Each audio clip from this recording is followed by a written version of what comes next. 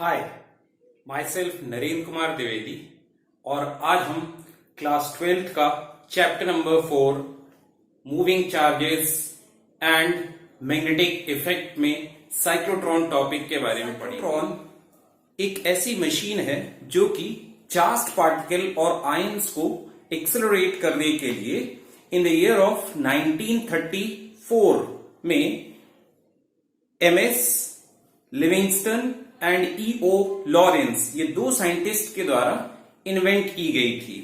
ये machine basically crossed electric और magnetic fields को यूज करती है टू एक्सेलरेट पॉजिटिव आयंस और charges to high energy for the purpose of new investigation of nuclear structure.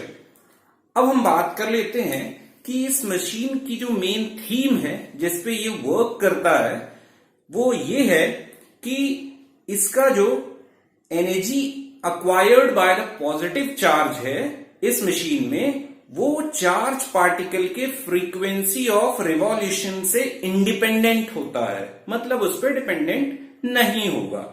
अब हम बात कर लेते हैं इसके प्रिंसिपल की वर्किंग। इसका मेन वर्किंग प्रिंसिपल ये है कि जब भी हम कोई पॉजिटिव चार्ज पार्टिकल या आयन को इलेक्ट्रिक और मैग्नेटिक फील्ड की हेल्प से इलेक्ट्रिक फील्ड में बार बार उसको पास करवाते हैं तो वो कंटिन्यूअसली एनर्जी गेन करते जाता है और इस तरीके से एक high amount of energy gain करके और ये एग्जिट होता है जहां से हम इसको अपने पर्पस में यूज में ले लेते हैं। अब हम बात करते हैं इसके कंस्ट्रक्शन की। तो ये जो मशीन है ये किस तरीके से दिखती है, तो इसमें हमारे पास में दो मेटल्स होते हैं डी शेप के जिसको हम D1 और D2 टू डीज कहेंगे, जो मेटल के बने होते हैं and they are separated through a distance across their diameter. तो ये हमारा हो गया D1 और ये हमारा हो गया D2। अब ये दोनों D1 और D2 जो मेटल के हॉलो मेटल के ब्लॉक्स हैं ये through a small gap in between them create करते हैं जहां पे हम सोर्स ऑफ पॉजिटिव चार्ज या आयन प्लेस करते हैं। अब क्या होगा कि ये दोनों डीज को हम एक ऐसे पोल सिलिंड्रिकल पोल मैग्नेटिक फील्ड्स पे रखते हैं और ये हमारा मैग्नेटिक फील्ड है जो कि directed outwards to the plane of paper है। तो ये हमारा मैग्नेटिक फील्ड है जो कि इस प्लेन ऑफ बोर्ड के आउटवर्ड डायरेक्टेड है और इलेक्ट्रिक और मैग्नेटिक फील्ड्स आपस में म्यूचुअली परपेंडिकुलर होंगे और इस वजह से ये दोनों को हम क्रॉस्ड फील्ड्स भी कहते हैं। अब हम देखते हैं कि ये बेसिकली किस तरीके से फंक्शन करता है। हम अभी इसकी वर्किंग लेते हैं और ये हमारा बन गया। अब ये पूरा का पूरा जो चैम्बर है इसको हम इवैक्यूएट कर देते हैं so that the accelerated ion may not get collide with the high energized charge particle and lost its energy gained। तो इस पर्पस से हम एयर मॉलिक्यूल से कोलिजन ना हो एक्सेलरेटेड चार्ज पार्टिकल की हमारे और वो एनर्जी लूज कर दे, इस पर्पस से हम इस पूरे चैम्बर को इवैक्यूएट कर देते हैं। There is no air particle at all. अब यहां पे एक डिफ्लेक्टिंग प्लेट लगाएंगे हम। This is deflecting plate, deflecting plate और ये हमारा यहां से चार्ज पार्टिकल एग्जिट होगा और ये हम यहां पे बोल सकते हैं इसको एग्जिट पोर्ट, इसको हम बोल सकते हैं एग्जिट पोर्ट। अब ये जो दोनों D1 और D2 हैं ये हमारे पास में हाई फ्रीक्वेंसी जो ऑसिलेटर होगा, HF ऑसिलेटर, जिसकी फ्रीक्वेंसी फ्यू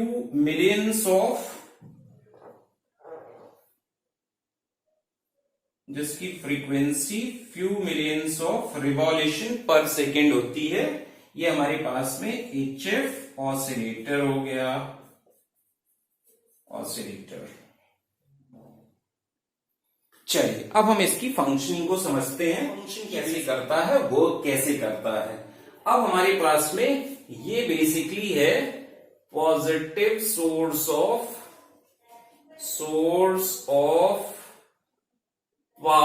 चार्ज पार्टिकल।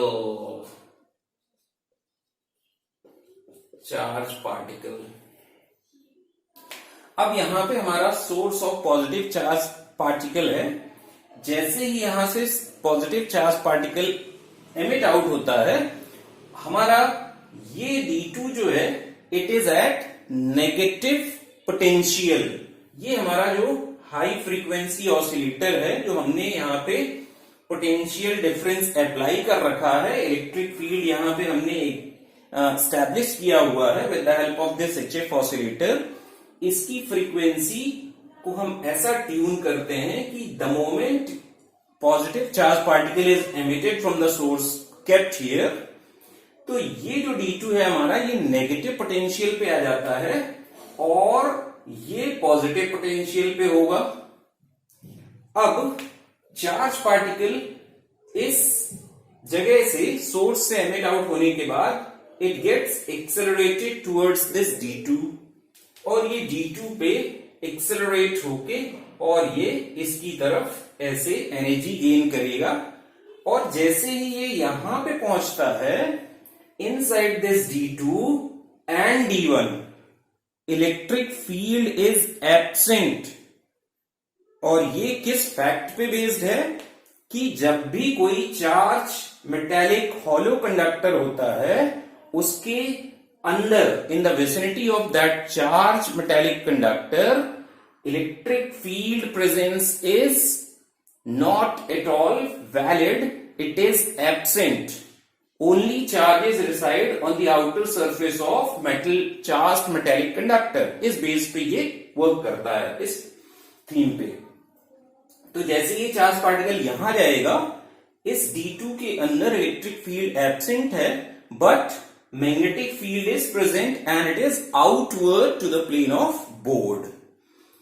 अब ये चार्ज पार्टिकल जब इस D2 के अंदर एंटर करेगा, so it follows a semi circular path, और ये इधर से ऐसे सर्कुलर पाथ ऑप्ट करके और ये इस पॉइंट पे, नेक्स्ट एंड पे D2 के पहुंच जाएगा।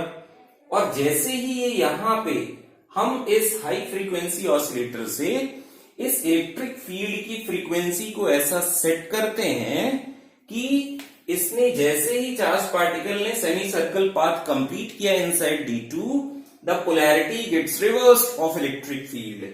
Now this is at negative potential and this D2 is at positive potential. अब ये चार्ज पार्टिकल यहां से फिर से इलेक्ट्रिक फील्ड एनकाउंटर करेगा एंड इट गेट्स एक्सेलरेटेड और एनर्जी इसकी इंक्रीज हो जाती है। अब ये फिर से D1 के अंदर जैसे ही एंटर करेगा, it encounters only presence of magnetic field, by virtue of which it follows again a semicircular path and comes out at the next end of D1. अब ये फिर से इसकी जो पोलैरिटी है D1 D2 दोनों की, इस हाई फ्रीक्वेंसी ऑसिलेटर की फ्रीक्वेंसी की वजह से इलेक्ट्रिक फील्ड यहां पे अपनी पोलैरिटी रिवर्स करेगा। Now D2 is again at negative potential and D1 is at positive potential. एक बार फिर से ये क्या होगा, एनर्जाइज होगा, एक्सेलरेट होगा due to this presence of electric field here, और हाई एनर्जी के साथ D2 के अंदर फिर से एंटर करेगा, where it encounters presence of magnetic field and follows further half circle semicircular path. Again the polarity of electric field gets reversed. Now D1 is at negative potential, D2 is at positive potential, once again it energizes, accelerates and gets more energy with which it enters into D1.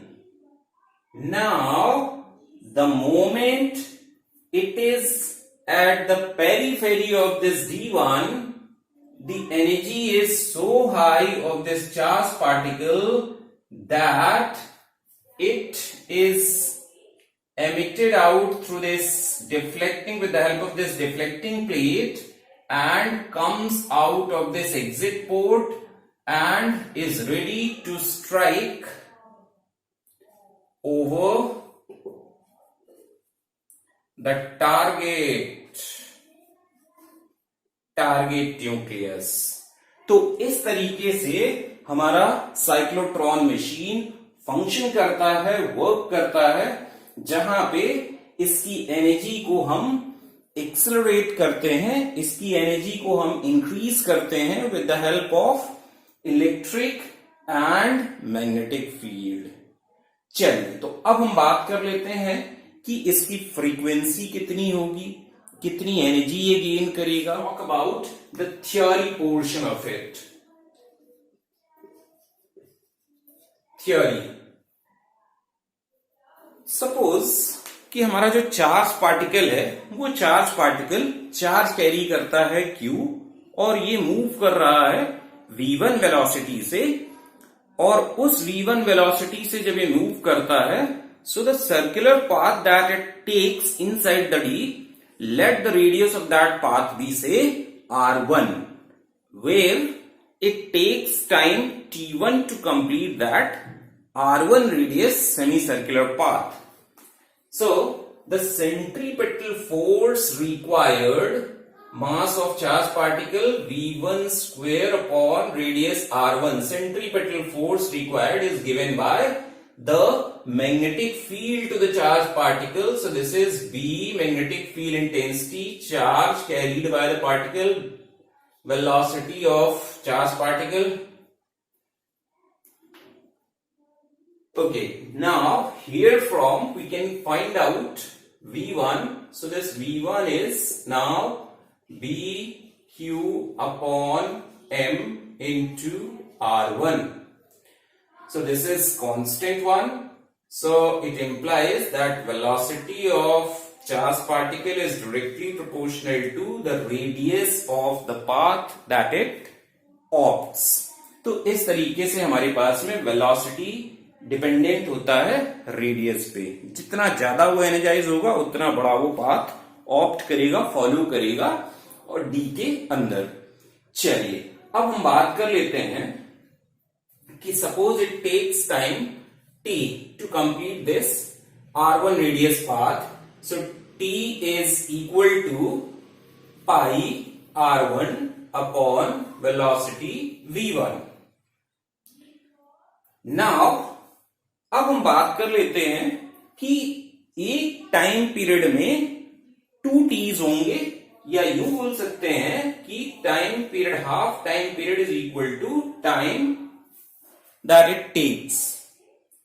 अब हमारे पास में इस t की value अगर हम रख दें तो time period now comes out to be 2 pi r1 upon v1, और हम अगर इस v1 की वैल्यू को यहां पे प्लेस बैक कर दें तो हमारे पास टाइम पीरियड आ जाएगा। और time period, once we get time period we can talk of frequency.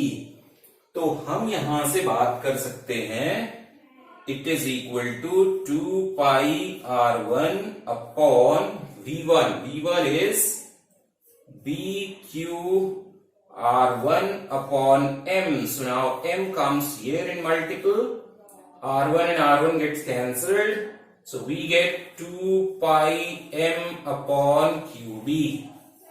This is our time period. Now frequency of revolution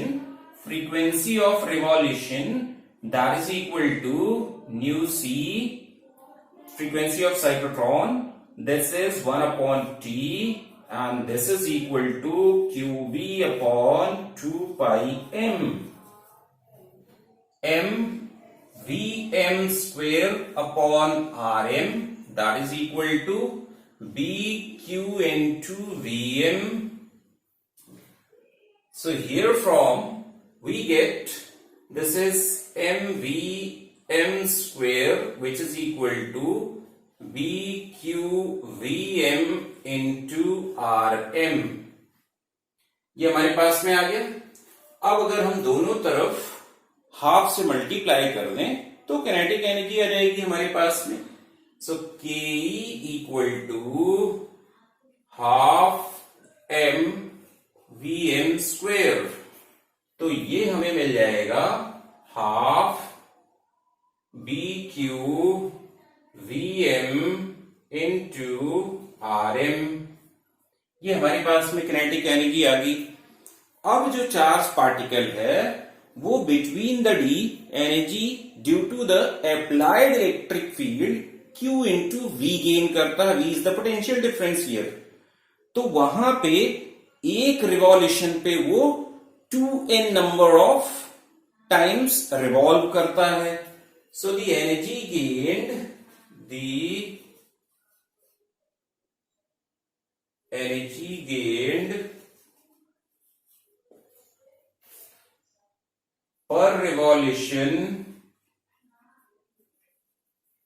per revolution due to the electric field, it is equal to 2nq into v।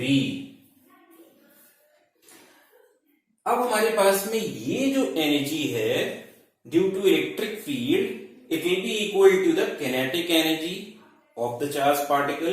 तो हम इन दोनों को equate करते हैं। Therefore 2nqv which is equal to half bq into vm into rm। अब हमारे पास में यहां से चार्ज कैंसिल आउट हो जाएगा। अब हम बात कर सकते हैं नंबर ऑफ रिवॉल्यूशन की। तो ये हमें मिलेगा कितना 1/4 b into V M into R M upon v। ये हमारे पास में टोटल नंबर ऑफ रिवॉल्यूशन आ जाएगा।